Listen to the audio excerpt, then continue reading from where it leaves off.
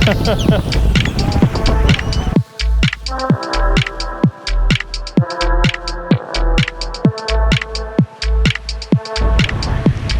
you go, now we're taking off again.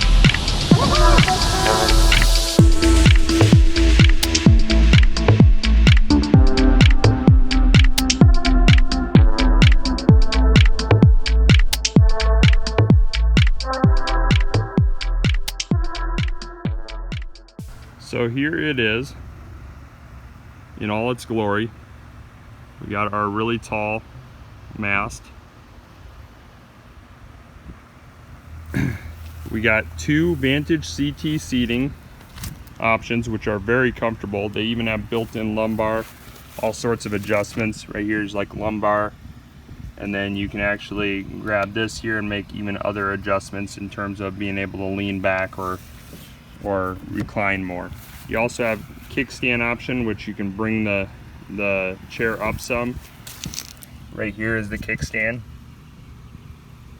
So you pull that, it drops down these feet and lets you kind of change position even more. It has a high-low seating position, just tons of options.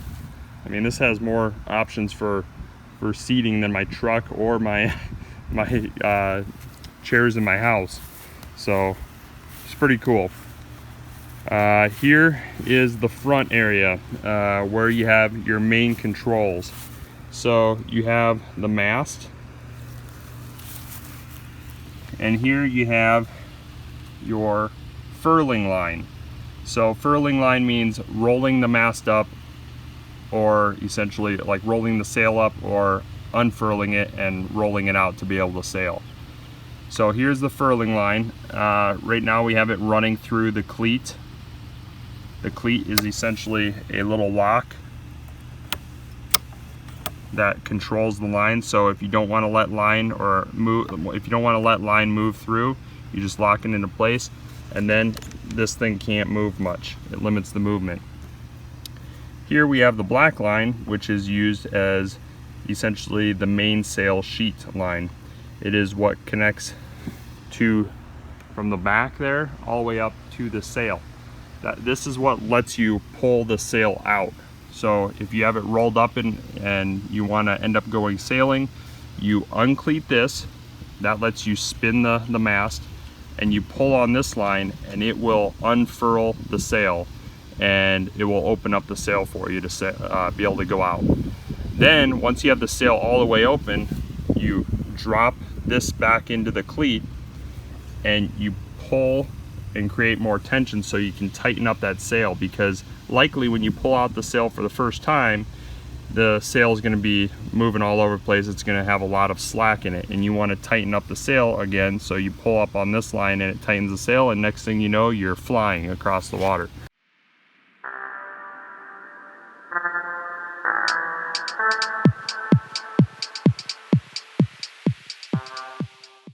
So basically two lines right here, the brown and the black line, are all you need to be able to sail this. So it really isn't rocket science. The only other thing that's important when sailing here is your steering, which you have your rudder here and here. So the person in the back or front can steer with the rudder there. The rudder's in the up position right now, but if we pull on the down position here for the rudder control, it would go down. If we pull on the up, it goes up. And those controls are on the front and rear as well, because they want you to be able to sail this thing from either seated position. The other thing to make note of is the Dagger board. So when you have a whole bunch of wind pushing on the sail, let's back up here to get a perspective kind of. If this sail were open and catching wind, the wind would be pushing it like this. If you didn't have that Dagger board into the down position, sticking into the water, what would happen is you'd be pushing the craft that way. So if the wind is kind of hitting right here at this angle, and that sail is open and you don't have that Dagger board down, you're going to be getting pushed that way, and you're not going to create a lot of forward motion. So having the Dagger board down essentially creates more forward motion. It makes the sail more efficient.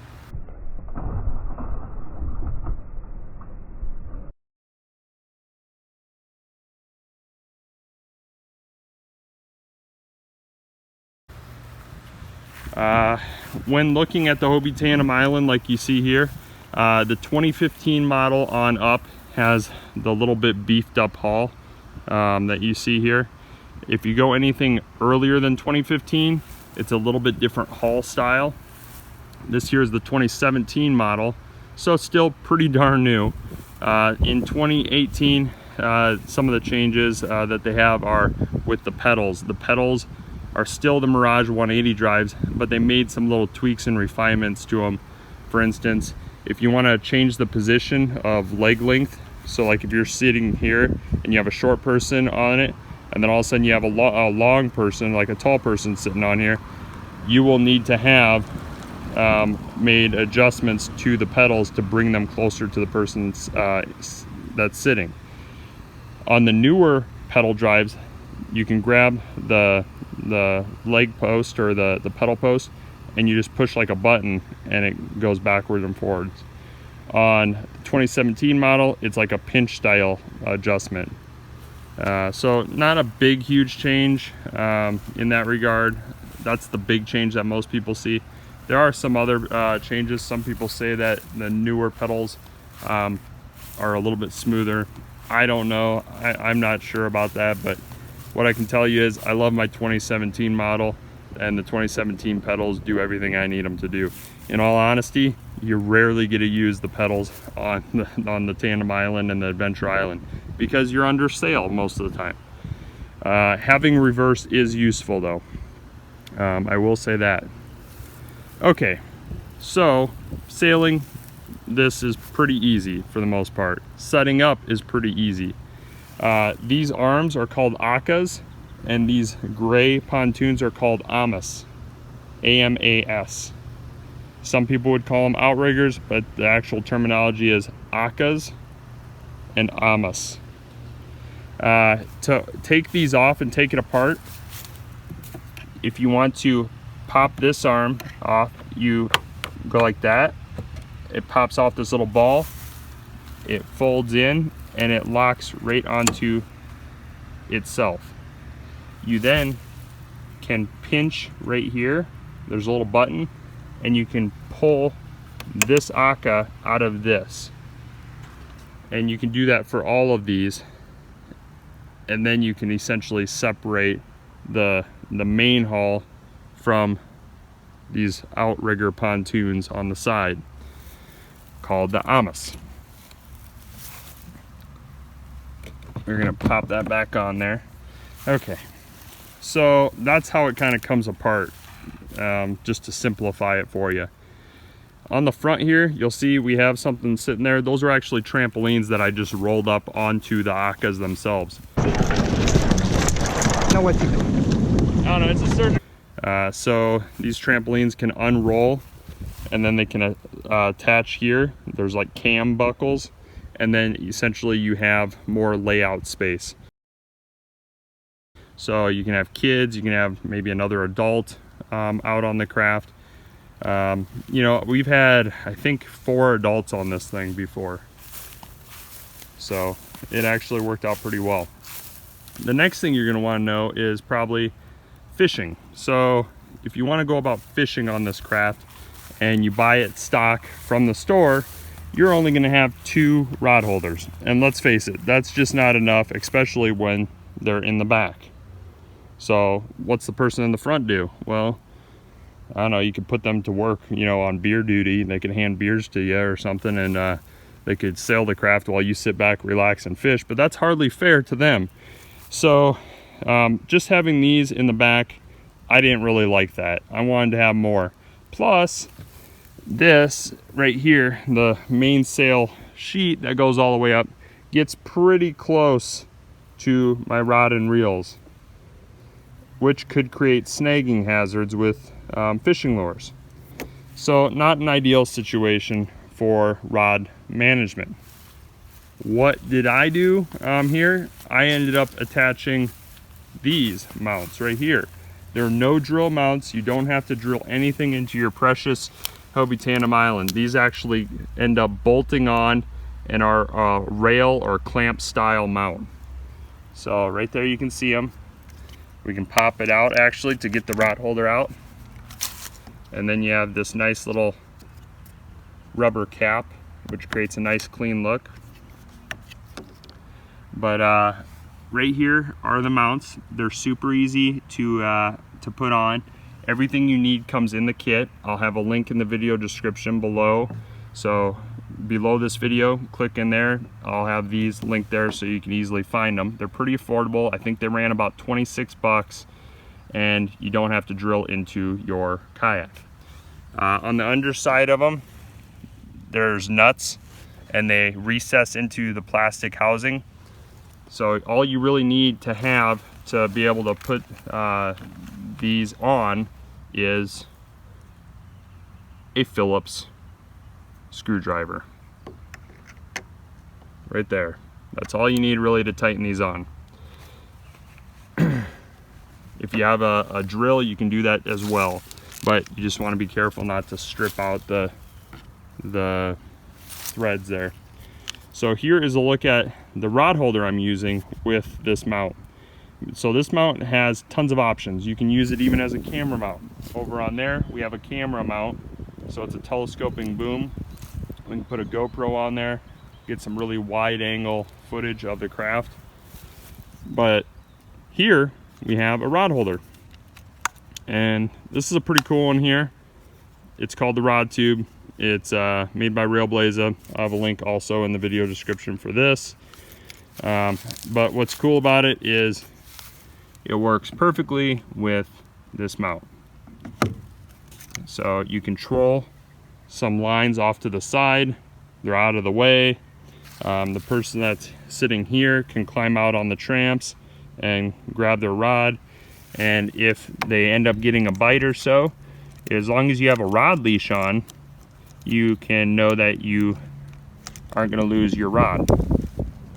So right now I clamped this on here. Okay, so nice thing is this particular rod holder has a spot for a rod leash to attach. I like the coiled ones because you got a lot of motion here. Look at that. I mean,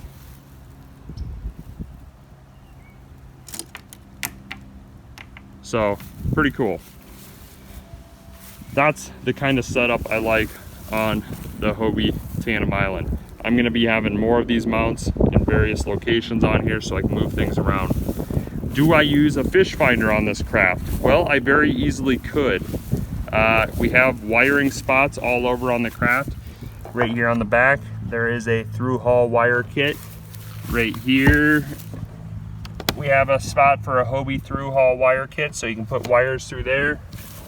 You have a spot up front here as well for wires. And on the underside of this kayak, you have a transducer plate for a Lowrance fish finder setup. It'll work with the majority of the common Lowrance fish finders. And if you have one of the other special ones that maybe it doesn't work with, there's a company called Burley Pro, which has been making adapter plates that fit on the underside of Hobie kayaks and let you run some of the higher end fish finders like the total scans and stuff. So you got some options with this kayak. Here's a look at the front of it. So it has a very sleek hull design. It cuts through the water pretty well. You guys might be wondering, how does it handle big water, big chop? I don't think we have to worry too much about a flip test. If we look at this, it's not going to flip under normal conditions. These are insane. Well, if you took a look at the video in the top right hand corner, you would see it does just fine. There's no issues with this craft going through big water. In fact, that's what we're in 90% of the time when we're using this. We're going offshore fishing. So hopefully this video was of use to you. You know, some of the other things, I found that this Amazon cart works pretty well. It has nice big inflatable tires. It's pretty affordable. I think I paid like around 80 bucks for it, which is actually less than these tires usually run by themselves. And I am able to easily transport at least the main haul with this cart. I haven't tried transporting it with the Aka Amas on, but the main haul has actually worked out pretty well with this cart. Another good cart is actually the Sea Tug. That's another pretty good one. So here is a splitter also. That's another thing I want to mention. With these mounts that you see here, you also have options for these splitter track port dash setups. So I'll have a link also for these. Basically, you pop that one out and you pop this on, and now you have 3 mounts. So that is a look at the Hobie Tandem Island. Hopefully this video was of use to you. Thanks for watching. Please like, subscribe, and share.